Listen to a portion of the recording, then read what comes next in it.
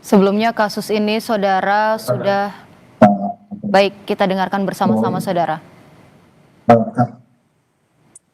Kanit Respon, ya, dan juga kasat reskrim, Kanit Respon dari kemudian juga ada kasat reskrim Polresta Pekanbaru, Pemerangi, dan juga penyidik dari kasus yang ditangani. Pada kesempatan siang hari ini, saya ucapkan terima kasih kepada teman-teman awak media yang setia menunggu dari tadi. Tentunya dalam kesempatan ini kami akan menyampaikan kegiatan konferensi pers tentang pengungkapan kasus dugaan tindak pidana pembunuhan berencana dan atau pencurian dengan kekerasan yang mengakibatkan matinya orang. Dasar daripada pengungkapan ini adalah berdasarkan laporan polisi B36 4 Romawi 2026 SPKT Kota Pekanbaru Polda Riau pada tanggal 30 April atas nama pelapor. Waktu kejadian ini adalah pada hari Rabu tanggal 29 April 2026 sekitar pukul 10.30 waktu Indonesia bagian barat. Adapun tempat kejadian perkara itu beralamat di Jalan Kurnia 2 nomor 20 RT 5 RW 15 Kelurahan Limbungan Baru Kecamatan Rumbai Pesisir Kota Pekanbaru. Dari kejadian ini tentu perlu saya sampaikan bahwa tim yang artinya tim gabungan yang terdiri dari Polsek Rumbai juga ada juga dari Satreskrim Polresta Pekanbaru di backup dari Direktorat Reserse Kriminal Polda Riau yang telah melakukan olah TKP dan juga telah mengamankan 4 orang pelaku. Dari pelaku ini tentunya didapat keterangan beberapa orang yang dilakukan pemeriksaan. Jadi saya akan menyampaikan secara umum dulu. Dari laporan polisi yang diterima tersebut pada hari Rabu tanggal 29 April tersebut, kami tentunya menjadi atensi karena ini menyangkut warga masyarakat di mana korban yaitu adalah seorang wanita berusia lanjut artinya sudah 60 tahun atas nama korban Dumaris almarhum Dumaris Deni Wati Boru Sitio berusia 60 tahun yang memang tinggal di alamat tersebut dan mengalami musibah ataupun juga peristiwa terjadi tanggal 29 dan dengan ini juga Kapolda Riau Irjen Heri Heriawan tentunya memberi atensi kepada seluruh jajaran untuk melakukan pengungkapan kasus ini seterang-terangnya. Beliau langsung memonitor pergerakan ataupun juga kegiatan proses penyelidikan dan penyidikan ini secara ilmiah atau yang kita katakan scientific crime investigation. Kami juga melibatkan unsur bantuan teknis baik dari BIN Platform, kemudian juga dari Inavis, dan juga terhadap korban, keluarga korban, kami melakukan pendampingan secara psikologi dalam rangka untuk mengembalikan kepercayaan korban yang mengalami suatu trauma yang sangat mendalam dengan metode PTSD atau Post Trauma Stress Disorder. Namun secara simultan dan bertahap bertingkat berlanjut agar terangnya perkara ini, hasil nanti akan secara teknis akan dijelaskan. Intinya dari olah TKP, kami telah melakukan olah TKP sebanyak 2 kali, yaitu pada saat kejadian, kemudian di tanggal 1 kami juga melakukan, dan sudah diperoleh beberapa keterangan-keterangan ataupun beberapa yang dapat patut diduga sebagai pelaku dan teridentifikasi, sehingga pelaku dapat dilakukan pengejaran dan penangkapan. Dan pada malam hari tadi malam sekitar maksud kami di tanggal 2 April 2026 di hari Sabtu itu pelaku dapat ditangkap dan dibawa ke Polresta Pekanbaru wilayah hukum Polda Riau. Pengejaran ini tidaklah mudah rekan-rekan wartawan sekalian dan seluruh masyarakat yang menyaksikan kegiatan konferensi pers ini. Pengejaran ini tidaklah mudah karena pelaku begitu melakukan aksinya itu sempat melarikan diri ke wilayah di luar wilayah hukum provinsi atau wilayah hukum Polda Riau. Ini sudah sampai ke wilayah Sumatera Utara dan juga sampai di Provinsi Nanggro Aceh Darussalam. Dengan berbekal dukungan dari semua masyarakat, alhamdulillah kami juga didukung juga dengan dukungan masyarakat. Informasi itu yang berkembang di lapangan tentu kami kumpulkan agar terangnya suatu masalah, karena bagaimanapun juga unsur-unsur pasal yang akan dipersangkakan harus sesuai dengan makna dan tujuan hukum. Jadi tujuan hukum adalah 3, yaitu adalah rasa keadilan, adanya kepastian hukum, dan kemanfaatan. Ya selaras ya dengan undang-undang tentang KUHP, Undang-Undang 1 2023 dan juga Undang-Undang 20 2025 tentang KUHP. Dalam hal ini kami menjalankan sebagaimana aturan-aturan hukum itu yang berlaku. Dan pada kesempatan ini tadi malam sudah dilakukan pemeriksaan terhadap 4 orang tersangka tersebut, ya, yang berinisial ada namanya AFT, kemudian juga ada namanya E, kemudian juga ada S, dan juga ada nama L. Nanti secara detail akan disampaikan. Jadi kami akan menjelaskan bahwa komitmen kepolisian daerah Riau dalam rangka untuk mengungkap terangnya suatu permasalahan ini, alhamdulillah dengan doa kita bersama kemarin bersama keluarga korban di tempat kejadian perkara dapat terungkap segera, dan ini pada kesempatan ini akan kami sampaikan. Dan untuk itu juga kami memberikan kesempatan kepada Bapak Kapolresta Pekanbaru untuk dapat memberikan secara umum, karena ini adalah menyangkut wilayah hukum Polresta Pekanbaru. Untuk itu kami berikan kesempatan kepada Bapak Kombes Muhammad Esika untuk menyampaikan hasil pengungkapan ini.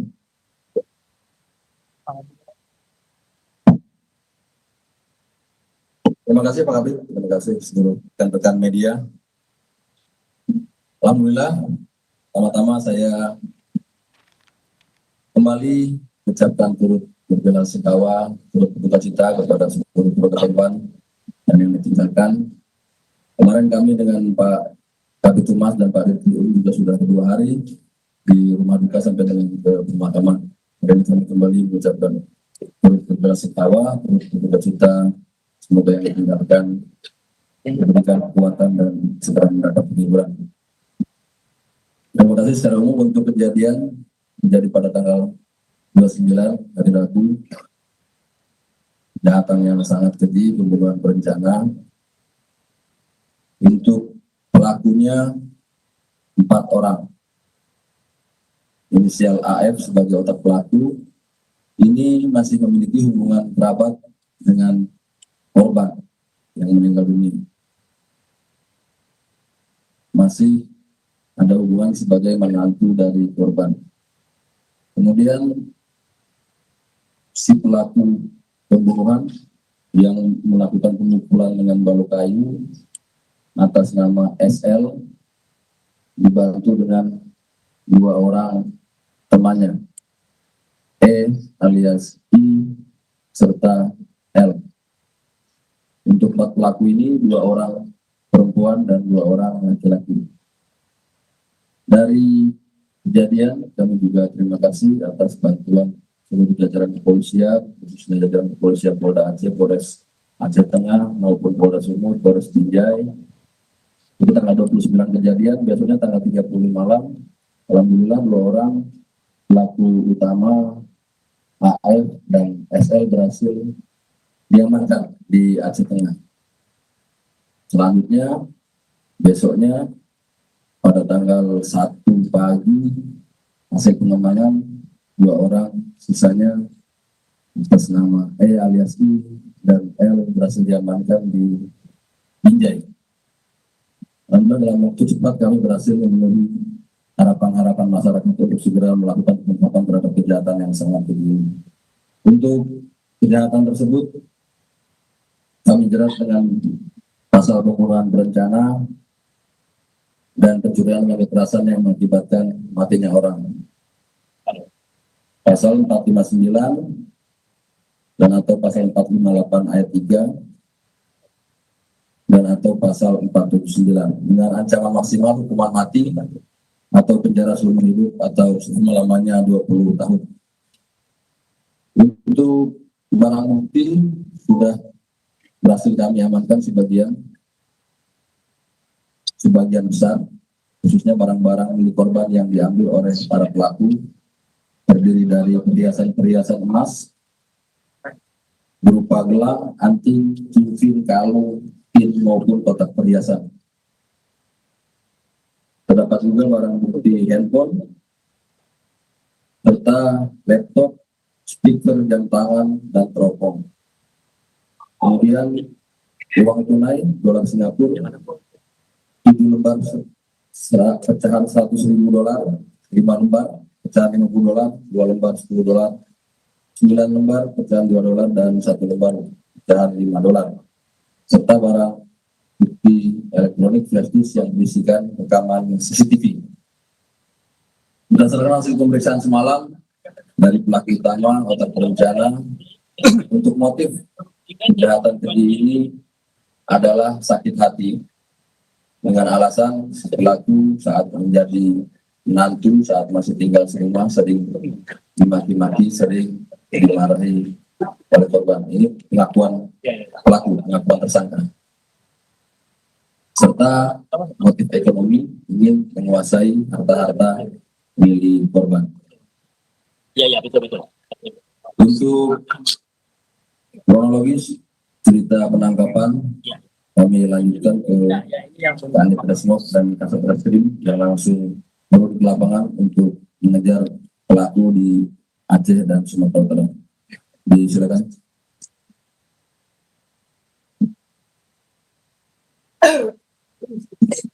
Mungkin Bapak Presiden, Pak Dirjen, Pak Habib, Pak Kasubir, mungkin kepada Presiden. Jadi pada coba rangkaian terkait pengungkapan terhadap para pelaku, yang mana pasca kejadian kami mengumpulkan petunjuk yang salah satunya mengumpulkan CCTV rangkaian dari perjalanan para tersangka yang menggunakan mobil semi hitam ini dari TKP sampai termonitor terakhir sama kami dan SPBU Muara Fajar. Dari SPBU Muara Fajar, kami monitor, mereka kami sudah mengisi BBM. Lalu kami melakukan pengecekan terhadap nomor kendaraan. Kami berkoordinasi juga dengan Polda Su dan Polda Aceh, terutama pada Polres Aceh Tengah, karena plat dari kendaraan tersebut berasal dari Aceh Tengah. Berangkat dari info tersebut, kami berkoordinasi dengan Aceh Tengah untuk bertukar informasi, sembari kami dari Pekanbaru menuju ke Aceh, dan dari Badan Direktorat Kriminal Umum juga menuju ke arah Medan, karena kami bagi 2 tim untuk mengejar pelaku agar segera terungkap. Alhamdulillah, pada sore hari kami bisa mendapatkan posisi dari pelaku yang berada di Aceh Tengah, yang mana kami amankan di gubuk dari milik abang angkatnya si pelaku S. Di situ kami amankan pelaku S dan pelaku AF. Lalu kami berkoordinasi lagi dengan tim Kerbung, terutama pada SME yang dipimpin oleh Pak Denny yang berada di Medan, untuk memberikan informasi bahwasanya pelaku F masih ada di wilayah Sumut. Untuk penangkapan yang dilakukan di Sumut, nanti kami berikan ke Pak Denny untuk dilakukan. Sekian. Terima kasih. Izin, kemudian Pak Komista dan Pak Mas, Pak Seksesful Komista. Mungkin saya melanjutkan kalau di penangkapannya dari dan tim yang saya pimpin yang dari Medan, kami mendapat informasi dari tim yang dipimpin oleh Kanit Reskrim yang berada di Aceh, dan tim yang juga standby di Aceh setelah melakukan penangkapan terhadap 2 pelaku yang merupakan otak pelaku dan eksekutor. Kami melakukan pengembangan di mana kami mendapat informasi 2 rekan lainnya berada di daerah Medan, khususnya di daerah Pijan. Setelah mendapat informasi tersebut, kami melakukan koordinasi dengan Polres Binjai dan mendapat lokasi dari tersangka tersebut, yaitu di daerah Binjai, tepatnya di kos-kosan atau kontrakan milik saudara L. Setelah mendapat informasi tersebut, kami langsung merapat ke lokasi dan konsultasi dengan Polres Binjai untuk melakukan penangkapan. Alhamdulillah, setelah sampai di TKP ataupun rumah kontrakan dari yang terduga pelaku, kami berhasil mengamankan 2 orang tersebut. Mungkin itu saja yang bisa disampaikan. Terima kasih. Baik, terima kasih Pak. Kami Selanjutnya kami berikan kesempatan juga Bapak Direktur Reserse Kriminal Umum Polda Riau, Pak Kompes Hasim Rizalillah, untuk dapat menyampaikan.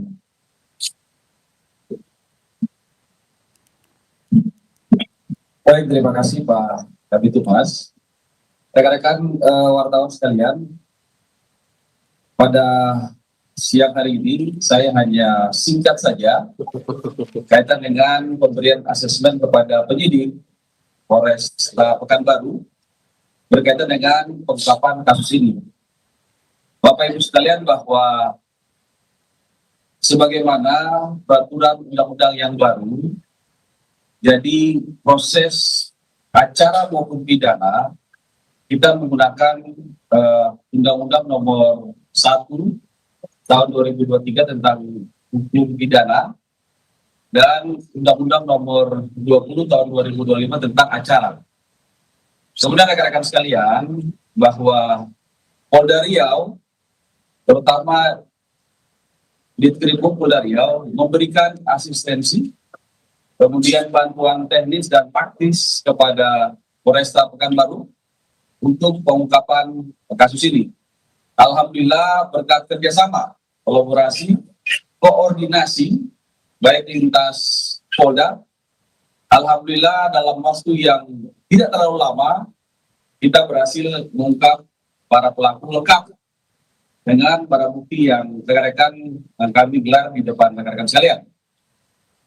Pertanyaan rekan-rekan nanti, kenapa barang bukti ini masih lengkap? Jadi rentan kejadiannya adalah sebenarnya awalnya adalah mereka ingin mencuri. Namun dalam perjalanan dari Medan ke Pekanbaru, niat mencuri itu berubah menjadi niat membunuh. Kawan-kawan sekalian, bahwa rencana awal itu mereka ingin membunuh bukan hanya satu saja, tapi 4 orang yang ada di rumah, yaitu orang tua, kemudian Arnold, dan adiknya Arnold. Semuanya.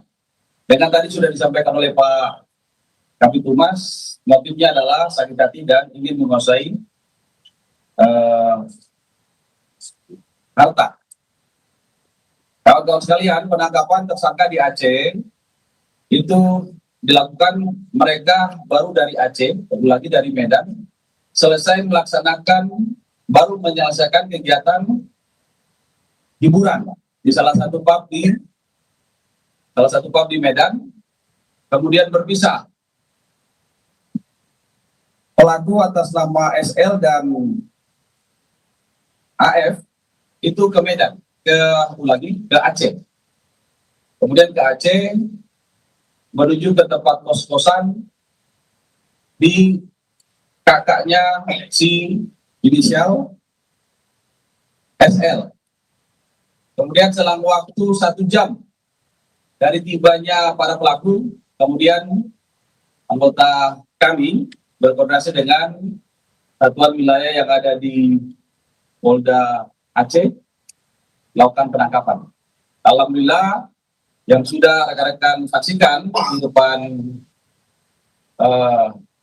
kita semua ini, barang bukti yang kita sita sesuai dengan barang bukti yang kita dapat di TKP. Itu kira-kira rekan-rekan sekalian yang kami sampaikan. Selanjutnya saya serahkan kepada Kabid Humas Mereka nanti kalau ada pertanyaan, nanti kita akan menjawab pertanyaan-pertanyaan dari rekan-rekan sekalian. Saya akhiri. Assalamualaikum warahmatullahi wabarakatuh. Terima kasih Pak Dirkrim. Jadi rekan-rekan sekalian, sebagaimana yang disampaikan Pak Dirkrim tadi, dan juga Pak Kapolresta dengan Pak Kanit Esmod ya, dan juga Kasat Reskrim. Secara teknis ini kami betul-betul menjalankan apa yang menjadi aturan di mana Undang-Undang Nomor 1 2023 tentang hukum pidana, kemudian juga aturan hukum acara pidana Undang-Undang Nomor 20 2025. Dengan itu kami tidak bisa menghadirkan terhadap tersangka, dan tersangka sekarang sedang dilakukan pendalaman. Perlu kami jelaskan sekali lagi, sebagaimana tadi awal mulanya adalah kembali lagi adalah ingin melakukan perampokan, tetapi di perjalanan juga berubah pikiran, kemudian yaitu tadi AF tadi yang mengetahui situasi berada di dalam TKP. Kemudian antara AF dan SL ini adalah baru dikenalnya sekitar tahun 2025, sekitar bulan November. Jadi dari 4 orang ini, 2 orang wanita dan 2 orang pria. Dari 2 orang wanita ini yang tadi tersangka atas nama AF ya. Yang satu lagi atas nama L. Kemudian yang pelaku utama atau eksekutor tadi atas nama SL. Kemudian satu lagi atas nama E. Jadi mereka antara AFT dan L ini adalah berteman baik dari mulai sejak di SMP di wilayah Sumatera Utara. Sehingga diajak untuk menemani ke Pekanbaru dari Takengon Aceh dengan menyewa kendaraan yang digunakan oleh pelaku yang 4 orang tersebut. Dan kendaraan itu dijadikan barang bukti. Nah, sesampainya di Pekanbaru tentu berubah pikiran ya di antara mereka. Dan perlu saya sampaikan juga, niat itu berubah dari ingin merampok, akhirnya menjadi melakukan pembunuhan. Jadi sudah direncanakan, sudah 4 kali melakukan suatu perencanaan untuk mensurvei lokasi tempat kejadian perkara tersebut. Dan pada saat itu juga tentunya rasa curiga daripada korban tidak ada sama sekali, karena selama ini hubungan cukup baik. Walaupun ya perlu saya jelaskan, pernikahan antara ya anak yang pertama dari korban dengan tersangka ini berlangsung di tahun 2022. Namun di tahun 2023 tidak sampai 1 tahun itu tersangka keluar dari rumah tersebut, sebagaimana tadi dijelaskan oleh Bapak Dirkrim ya, karena adanya rasa sakit hati, dan juga dijelaskan juga Pak Kapolres maupun Kasat Reskrim, karena ada suatu tekanan secara verbal. Jadi tekanan secara verbal itu yang membuat dia jadi sakit hati. Jadi itulah awal mulanya kesakit hatinya, karena ada perkataan secara verbal yang dirasakan jadi sakit. Kemudian juga dari segi ekonomi itu tidak tercukupi juga dari keluarga itu, dan juga masih ketergantungan dengan keluarga besar korban ini. Jadi yang perlu saya sampaikan, setelah berkenalan terhadap dengan SL tadi, eksekutor, jadi memang sudah fungsinya satu-satu mempunyai peran dan fungsi masing-masing. Setelah berkenalan, itu ingin menghabisi seluruh harta yang ada di sana, ataupun juga barang milik korban, ya. Bahkan tadinya ingin merampok, tapi ini dihabisi dengan pertimbangan akan dia kuras habis, ya, termasuk kendaraan dan sebagainya. Jadi hal ini yang merubah, dan hasil pemeriksaan daripada keempat tersangka tersebut, baik itu adalah AFT maupun dari SL, termasuk E dan L, itu adalah jadi positif menggunakan amfetamin atau ekstasi. Jadi di sini ada suatu pengaruh daripada stimulan dan halusinogen, sehingga pelaku dapat berani melakukan aksinya secara keji. Inilah yang perlu rekan-rekan ketahui. Jadi sekali lagi, ini ada pengaruh daripada obat-obatan terlarang, sehingga pelaku dapat melakukan aksinya secara keji dan melakukan pemukulan dengan menggunakan barang bukti berupa kayu, ya, sebalok kayu itu yang kayu broti yang sudah dipersiapkan jauh-jauh hari. Dan pemukulan itu tidaklah cukup sekali mengarah ke kepala dan juga mengarah kepada dada. Diperhatikan lebih dari 1 kali, hampir mendekati 5 kali, sampai korban betul-betul meninggal dunia dan dibawa ke kamar mandi. Dan itu ditemukan pertama kali oleh suami korban atas nama Bapak Salmon Meha, dan secara berjenjang dilaporkan, dan laporan itu disampaikan kepada keluarga dan juga dilaporkan kepada kami dari pihak kepolisian, dan kami menerima laporan dari call center 110.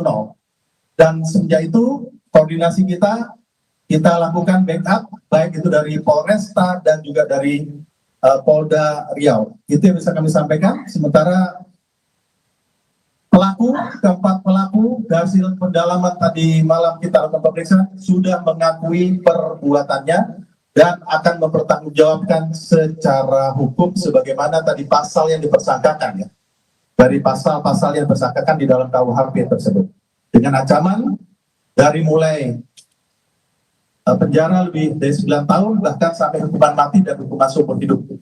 Demikian. Mungkin ada pertanyaan dari teman-teman sekalian? Kabit, ini Pak Kabit. Ya. Boleh dijelaskan Pak Kabit, benar-benar udah berpisah? Ini mantan menantu apa menantu? Dan kemudian apakah barang-barang bukti yang telah dicuri itu sudah dibagi hasilnya Pak Kabit? Sehingga mereka berpisah dari ke Aceh sama ke Medan itu Pak Kabit, seperti itu. Ya. Baik. Silakan Pak Dirkrimum akan menjelaskan. Baik rekan-rekan sekalian, jadi kita urut saja. Di 2022 ini tersangka atas nama AF itu nikah dengan anak korban bernama Arnold. Kemudian bertahan 1 tahun, 2023 tersangka ini bukan cerai ya, tapi meninggalkan rumah, kemudian pergi ke Medan. Masalah apa yang menjadi permasalahan di rumah tangga tidak perlu kita sampaikan di sini. Kemudian tersangka ini pergi ke Medan, di Medan itu bekerja di salah satu tempat spa di Medan sebagai kasir. Sebagai kasir di sana selama berapa tahun, dari 2023. Kemudian datang ke sini 2026. Selang waktu 2026 itu tersangka atas nama AL ini yang merupakan mantu itu masih berhubungan lewat handphone maupun WhatsApp terhadap korban. Menurut keterangan anak korban masih meminta nafkah, baik uang maupun komunikasi-komunikasi yang lain. Kemudian dari hasil interogasi terhadap mantu yang menjadi otak pelaku, niat mereka ke Medan, ulangi niat mereka ke Pekanbaru, sengaja untuk merampok. Kemudian dengan membawa tersangka SL. Apa hubungan SL dengan AF? Itu adalah mereka hubungan dekat, mereka sudah melakukan nikah siri. Oke. Mereka sudah melakukan nikah siri, kemudian kurang lebih 6 bulan yang lalu. Kemudian mereka berniat datang di Pekanbaru. Datang ke Pekanbaru, pertama mereka nginap di hotel Aloha, kalau nggak salah di Jalan Riau. Jalan Riau mereka nginap, kemudian susun rencana. Itu kalau nggak salah di hari Sabtu. Di Sabtu malam mereka susun rencana untuk survei. Dalam perjalanan yang awalnya ingin merampok berubah menjadi ingin membunuh. Kemudian dari Aloha, 1 hari mereka menginap, kemudian mereka mensurvei lokasi rumah. Rekan-rekan sekalian, di TKP ini bukan sekali mereka melakukan perampokan, sudah 2 kali. Ini yang pertama, ini yang kedua. Yang pertama itu di tanggal 8. Di tanggal 8 itu mereka merampok dan mengambil sejumlah uang sejumlah 4 juta. Mereka mengambil, pada saat itu hanya ada Arnold saja yang di rumah. Kemudian mereka mengambil uang dan mereka pergi ke Medan. Itu yang pertama. Kemudian alhamdulillah pada saat itu belum terpasang CCTV. Suami dari korban ini curiga karena datang tanggal 8 April itu melihat kamar utama mereka terbongkar dan ada yang hilang. Tidak curiga kalau ini adalah pelaku yang saat ini kita tangkap. Kemudian berniat memasang CCTV. Ini alhamdulillah ada niat, ada firasat memasang CCTV. Yang tanggal 8 itu tidak terpasang dan terjadi perampokan. Dan mereka mengakui, para pelaku ini mengakui bahwa tanggal 8 itu April kemarin, mereka sempat datang dan merampok dan mengambil 4 juta rupiah. Kemudian tanggal 9, suami dari korban ini memasang CCTV karena curiga sewaktu-waktu nanti bila terjadi bisa terdeteksi siapa pelaku. Para pelaku ini 1 hari saja di Hotel Aloha, rekan-rekan sekalian, di Jalan Riau. Kemudian setelah survei, mereka memantau situasi, menginap di SPBU di Jalan Pramuka.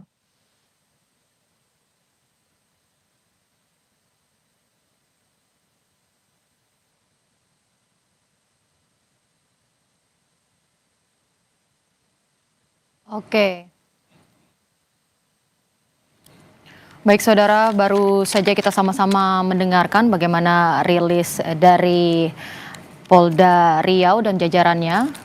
Tadi ada Kabid Humas Polda Riau, kemudian juga ada Kapolresta Pekanbaru yang tadi dikatakan saudara bahwa keempat pelaku memang sudah ditangkap oleh polisi dan diamankan di Polresta Pekanbaru.